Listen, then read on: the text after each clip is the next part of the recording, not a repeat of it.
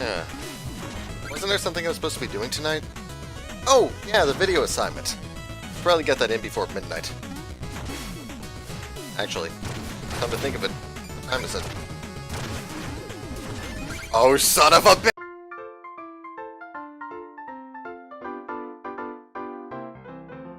Pre-production is one of the most exciting stages in the filmmaking process, and why wouldn't it be? You're getting ready to make a movie.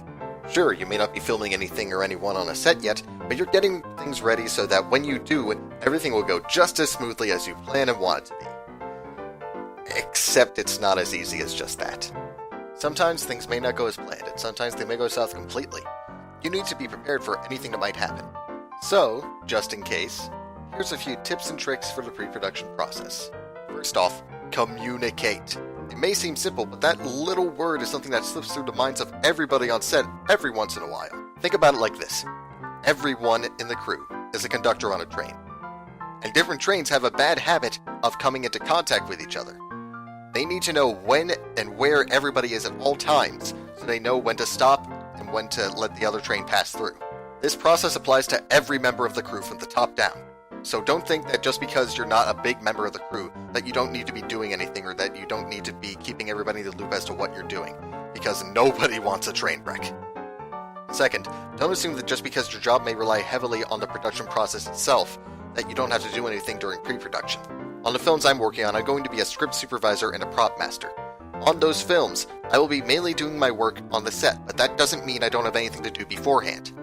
As script supervisor, I need to go over the script in detail to make sure everything that needs to be on set on the first day of shooting is on set on the first day of shooting.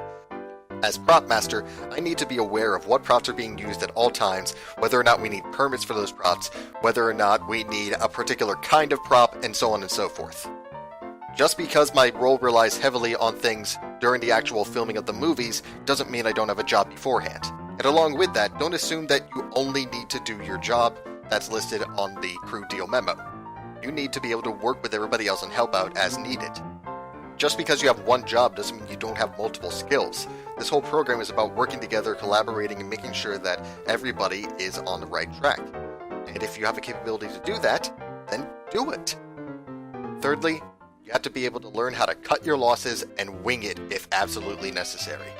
Sometimes you may think you have everything planned out and ready to go, and it may all come crumbling down underneath you. Have a plan B. Have a plan C. Have a plan D through Z. Just have a plan in place for when things might go wrong. I'm not saying to be paranoid and prepare for the end of the world, but you never know what's going to happen. And with that in mind, you need to know when something is not going to work. You need to know when something just won't happen. Having emotions about things like this is more than understandable and more than fine, but you need to be ready to set them to the side for just a minute to make sure what needs to get done gets done. Sometimes you just need to cut the line and cast again. Those are probably the most basic do's and don'ts you can get, but sometimes the basics are the most essential. Hopefully this has been helpful, and hopefully the rest of your Full Sail career goes swimmingly. Oh, and if you could score me some tickets to whatever movies you're making in exchange for this brilliant advice, it would be appreciated.